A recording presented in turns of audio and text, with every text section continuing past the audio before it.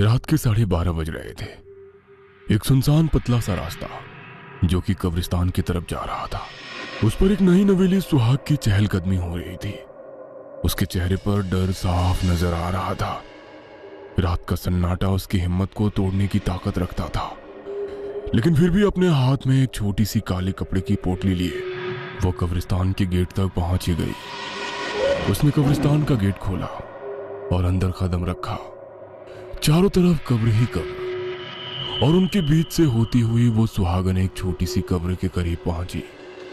उसने उस कब्र के पास की थोड़ी सी मिट्टी अपने हाथों से हटाई और उस पोटली को जमीन में दफन कर दिया।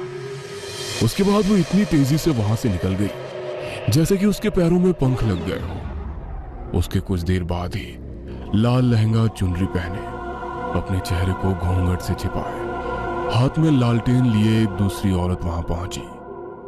उसने उस पोटली को वापस जमीन से निकाला और फिर लालटेन उस पर दे मारा। इस तरह लालटेन टूटा और वो पोटली आग के चपेट में आ गई। इसी कब्रिस्तान से कुछ ही दूरी पर एक बड़े से घर के एक कमरे में नितिन अपने बिस्तर पर लेटा सिगार के कश लगा रहा था। तभी दरवाजा खुला और वो सुहागन अंदर दाखिल हुई। अनुष्का, आ गई तुम? ये सुनकर वो नितिन के पास आकर बैठी और गुस्से में बोली, हाँ आ गई मैं, वो भी जिंदा। अरे गुस्सा क्यों कर रही हो? जिस तरह की फालतू रस्में तुम्हारे इस घर में मुझसे करवाई जा रही है ना, ऐसी रस्मों के बारे में मैंने सुना तक नहीं। इतनी रात में एक पोटली को जमीन में गाड़ने के लिए मुझे कब्रिस्तान भेज दिया। अगर मुझे कुछ हो जाता तो? उसकी बात को नितिन सुन तो रहा था, लेकिन मुंह से कुछ भी नहीं बोल पा रहा था। ये बस आखिरी रस्म थी जो मैंने कर दी। अब आगे से अगर मुझसे माँ जी ने कोई भी ऐसी वाहियात रस्म करवाई ना, तो मैं पता नहीं क्या कर बैठूंगी। ये कहकर अनुष्का ने चादर टानी और सोने गई। नितिन सोच रहा था कि जिस माँ के आगे उसके पिता नहीं बोलते थे, वो उसके आगे क्या बोलेगा, इसलिए वो चुप ही रहा। उस रात से करीब 9 महीने गुजर जाने के बाद रात के समय अनुष्का को प्रसव पीड़ा शुरू हुई। नितिन नितिन ड्राइंग रूम में अपनी माँ पल्लवी के पास गया, जहाँ उसकी बहन कामिनी भी बैठी थी। माँ, अनुष्का को लेबर पेन शुरू हो गया है, हमें उसे डॉक्टर के पास ले जाना चाहिए। डॉक्टर की जरूरत नहीं है, हमने उसका प्रबंध कर दिया है। तभी दरवाजे से होती हुई एक बूढ़ी औरत अंदर आई। पल्लवी ने उसको अनुष्का के कमरे में भेज दिया और बूढ़ी ने अंदर जाते ही दरवाजा बंद कर दिया। कुछ देर बाद हमारे खानदान का वारिस आने वाला है। कामनी बेटा, तुम सुबह से ही जश्न मनाने की तैयारी शुरू कर देना।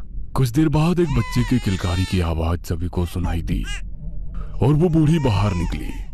मुबारक हो, आपको बेटी हुई है। ये सुनकर नितिन बहुत खुश हुआ और कमरे के अंदर दाखिल हो गया, लेकिन पल्लवी के चेहरे पर गुस्सा उबल आया। ये कैसे हो सकता है? एक लड़की? क्या तुमने उससे वो विधि नहीं करवाई थी? करवाई थी माँ। भाभी के पेट पर से मैंने अपने हाथों से वो पोटली पूरे 9 बार घुमाई थी और उनको कब्रिस्तान भी भेजा था। इसका मतलब है उस तांत्रिका ने हमें गलत टोटका बताया था। चलो अभी उसके पास चलते हैं। पल्लवी ने कामिनी को अपने साथ लिया और उसी टाइम घर से निकलकर शमशान भूमि की तरफ रवाना हो गई। कामिनी को इस समय डर तो बहुत लग रहा था, लेकिन अपनी माँ के गुस्से के आगे वो कुछ नहीं बोल रही थी। अचानक उसको पायरों की आवाज सुनाई दी और दोनों ने पलटकर पीछे देखा। उनसे काफी पीछे वही लालटेन वाली औरत उनको नजर आई। माँ, ये कौन है? होगी कोई पागल, तुम पीछे मत देखो, आगे बढ़ो। वो दोनों फिर से आगे बढ़ने लगी और कुछ कदम चलने के बाद उन दोनों की सांसें और कदम दोनों रुक गए। उन्होंने देखा कि जो लालटेन वाली औरत उनके बहुत पीछे थी, अब वही उनसे 10 कदम आगे खड़ी नजर आ रही थी। ए लड़की, कौन है तू? पल्लवी ने उससे सवाल किया। उसने धीरे से अपना लालटेन चेहरे के करीब लाकर उन दोनों को अपना चेहरा दिखाया, जिसे देखकर पल्लवी और कामिनी दोनों का दिल दहल उठा। दोनों चीखती चिल्लाती हुई अपने घर की तरफ वापस भाग निकली। वो सीधा अपने कमरे में आकर रुकी और लंबी लंबी सांसें लेने लगी। मम्मी, वो औरत कौन थी? कितना भयानक चेहरा था उसका। वो कौन थी, इस बात से ज्यादा मुझे चिंता इस बात की है कि अनुष्का ने जिंदा लड़की कैसे पैदा की।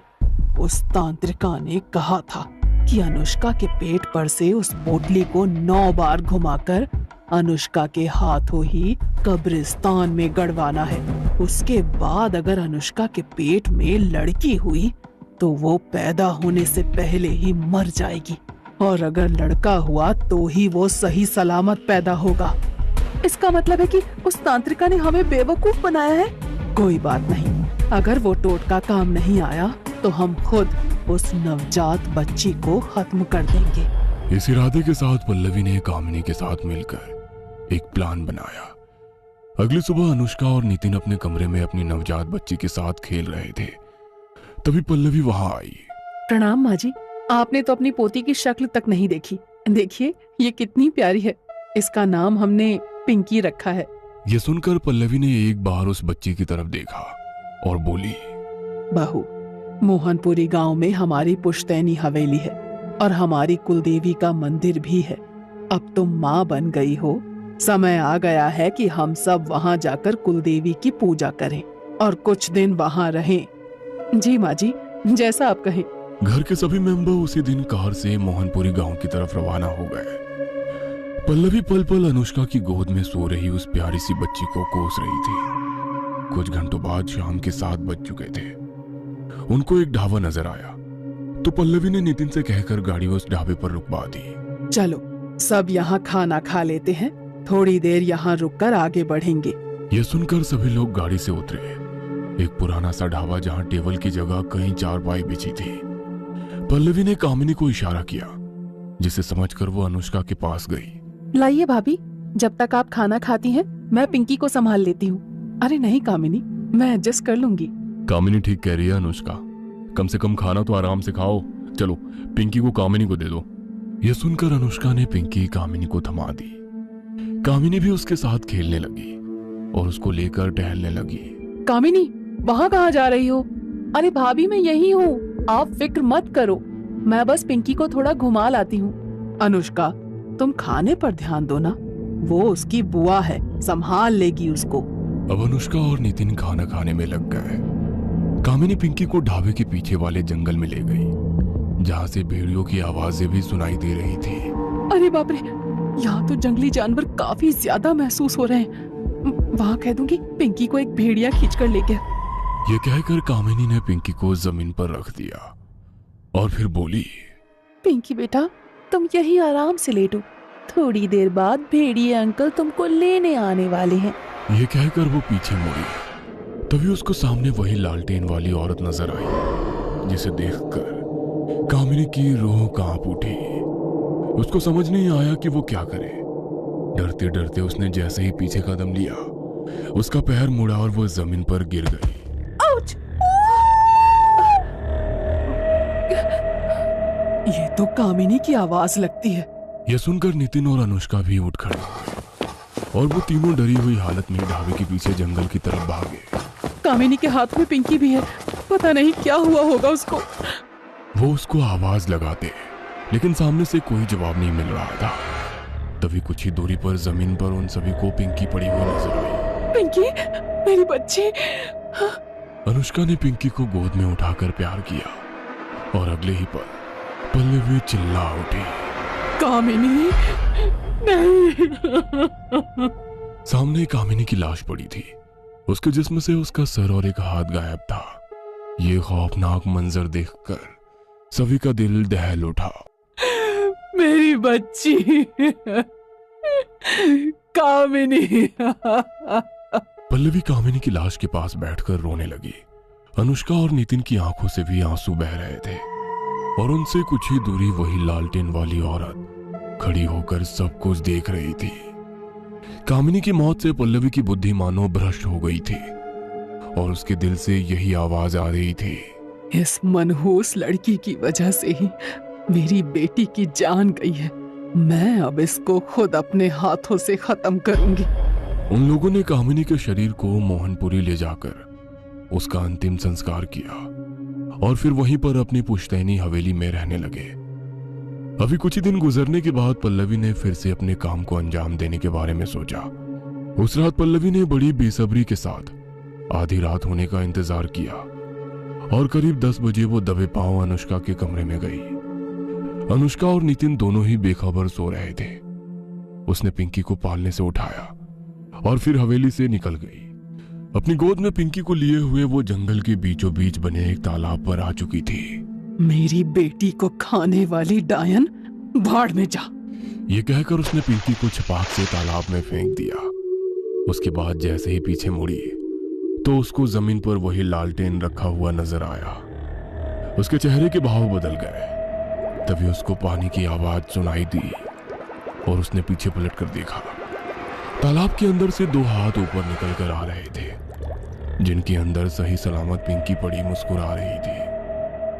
फिर तेजी से पानी के अंदर से वही औरत अपनी गोद में पिंकी लिए हुए बाहर निकल आई। वो पल्लवी के ठीक सामने थी। उस औरत के कपड़ों से पानी टपक रहा था। उसकी खौफनाक सांसों की आवाज पल्लवी के दिल को अंदर से दहला रही थी। कौन है तू? क्यों बार बार इस बच्ची को बचा लेती है? इस पर उस औरत के मुंह से एक शब्द निकला, जोखिनी। ये नाम सुनकर पल्लवी के डर का कोई ठिकाना नहीं रहा। वो वहां से भागना चाहती थी, लेकिन जोखिनी ने उसकी बाल पकड़ ली। उसने एक ही झटके में पल्लवी की गर्दन उसके धड़ से अलग कर दी और इसी पल अनुष्का और नितिन भी वहां आ पहुंचे। यह देखकर उन दोनों का दिल दहल उठा था कि पल्लवी की मौत हो गई थी और उसकी बच्ची घूंघट वाली एक अनजान औरत की गोद में थी। तुम जो भी हो, मुझ पर रहम करो। तुमने जैसे मेरी प्यारी सासू माँ को मार दिया, मेरी बेटी को मत मारना। मेरी बच्ची मुझे दे दो, मेरी बच्ची मुझे वापस कर दो। ये कहते हुए अनुष्का हाथों को फैलाए जमीन पर घुटने टेक आंसू बहाने लगी। मैं तुम्हारी बच्ची को मारने नहीं, बचाने आई हूँ, और पहले भी बचाया था इसकी बुआ से, जो इसको खत्म करना चाहती थी। यह सुनकर अनुष्का और नितिन को सब कुछ समझ में आ गया। उसने आगे बढ़कर अनुष्का को उसकी बच्ची सौंप दी। अनुष्का ने खुशी के आंसू बहाते हुए पिंकी को चूमा और खुद से चिपटा लिया।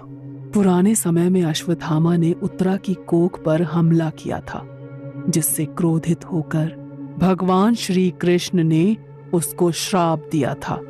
उसके बाद उत्तरा ने मुझे यानी जोखिनी को जन्म दिया और मेरा काम माओ की कोख और उनके नवजात बच्चों की रक्षा करना था। इस तरह जब भी किसी माँ की कोख या उसके नवजात बच्चे को कोई अश्वत्थामा की तरह खत्म करने की कोशिश करेगा तो जोखिनी यानी मैं वापस आऊंगी उस बच्चे को बचाने के लिए।